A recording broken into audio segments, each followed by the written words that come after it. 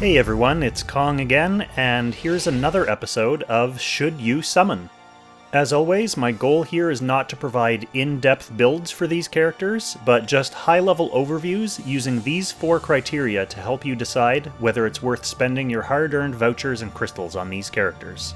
How they fit into your team, whether they unlock any bonds, what kind of content they get used for, and their future availability.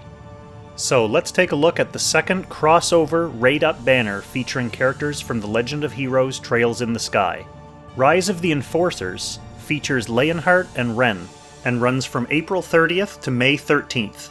Now, it's important to remember that this is not a Destiny banner, so it's definitely possible to summon off-banner heroes even on your first SSR. You simply have an increased % chance of pulling Leonhardt and Renne. So first, let's take a look at the star of the banner, Leonhardt. His talent boosts his stats whenever he's not near the rest of your team, and more importantly, if he damages multiple enemies with his AoE attacks, then he's able to act again. This is on a short cooldown depending on what star level he is.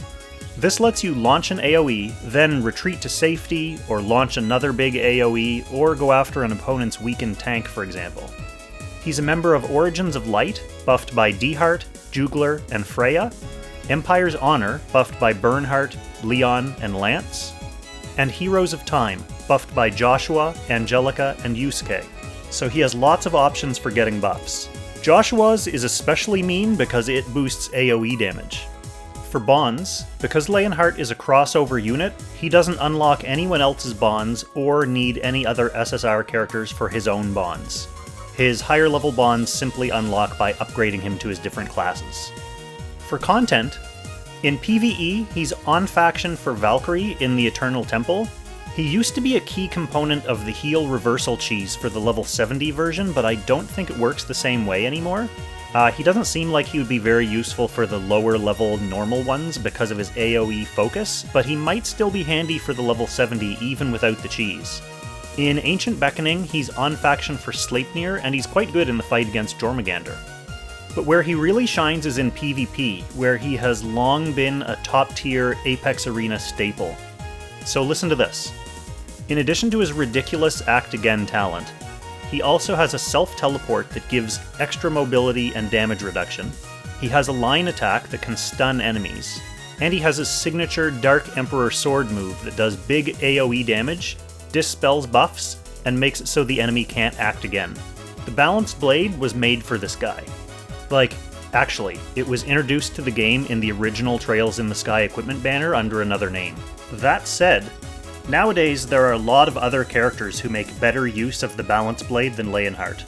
He tends to want the Demon Slayer now to give him more of a chance of dispelling even more buffs.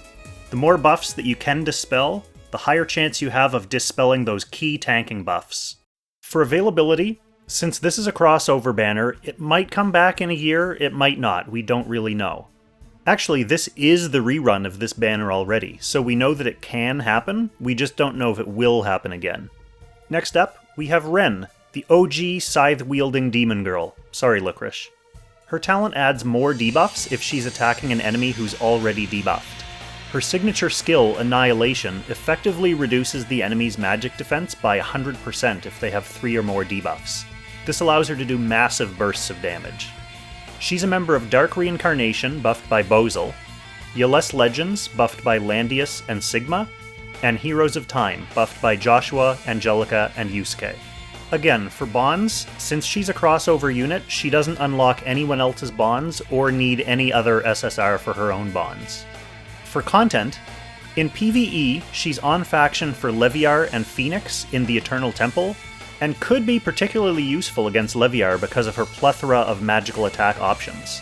She's also on faction for Fenrir and Nidhogg in Ancient Beckoning, and again, could be pretty good against Fenrir as your magical AoE staple. I'm not sure how popular she is in top-level PvP.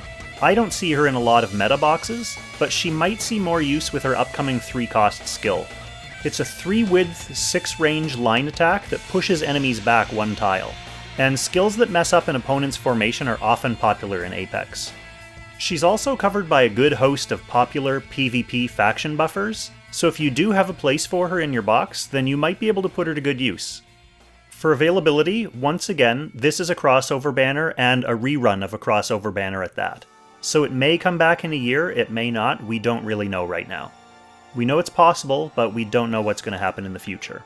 So just to wrap up, we have Leonhardt, who's a high-tier PvP wrecking machine. He's an AoE threat with lots of additional utility built into his kit. We also have Renne, who has huge burst damage potential, and she has an upcoming disruptive 3C skill that might boost her popularity. As a note for Trails in the Sky fans or collectors, go ahead and fill your boots on this banner because we don't know if these characters are coming back. By the way, it's worth mentioning Olivier here. I'm not going to go into detail on this guy because you don't need to worry about actually summoning him, but he's the free character that you get from playing in the Secret Realm event that should be coming up to support this crossover, kind of like Close from Part 1. So Olivier is an interesting utility support unit. He has a couple of AoE skills and Excitation, which heals, increases mobility, and grants regeneration for a couple turns, and that affects a bunch of your allies. So make sure to dip into the Secret Realm event and grab his shards. And finally, just a note about upcoming banners. The new crossover heroes from Record of Lodos War are coming next week, including the heavily hyped Deedlit and the actually solid consolation prize Ashram. Most people have been saving up for that banner for ages, so if you want to ride the hype train, you do have the option to hold off on summoning on this banner until you see how you do on the crossover, since they'll overlap for a week. When this Leonhardt and Renne banner goes away, and assuming Xelon Games doesn't have any more banner schedule surprises up their sleeves, then it should be replaced by a Destiny banner featuring Wheeler, Gerald and Layla, and Rainforce. Wheeler's new 3-cost skill and Rainforce's upcoming 3-cost skill make them much more dangerous in PvP, while Gerald and Layla's 3-cost skill, which is currently available on global servers, is much more dangerous to Keebs' mental health. Anyway, I hope you found this video helpful. If so, maybe you'll consider liking this video and subscribing to the channel. As always, let me know in the comments if you're summoning and how it went. And thanks again for watching. I'll catch you in the next Should You Summon.